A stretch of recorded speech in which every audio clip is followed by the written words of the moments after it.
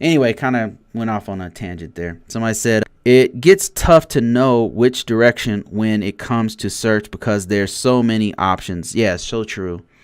So very true. But you can't go wrong in this field. I'll tell you a few that you can't go wrong. Okay. You can't go wrong. Like money. If you want to make money, if you want to make money, I'm not saying it's going to make you some kind of super geek that people are going to instantly respect or anything like that. But if you want to make money, then there's a few that you can't go wrong. One is CISSP. Say what you want about it, but if you want to make money, that's the one to get. Another one is, what's another one that's really good money-wise? CEH. If you want to make money, yeah, it pays, man. It pays. CISA is another really good one for money.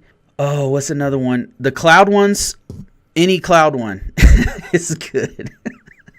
Cloud is on fire right now. Security Plus is good with experience, I would say. If you have experience and you get the Security Plus, then that's money. You know, it's not like crazy money, but it's gonna get you. It could upgrade you if you're entry level and you have some years of experience. You get that Security Plus, boom, you could probably ask for a little bit more at another organization. That's just my observation, guys. My observation on this thing.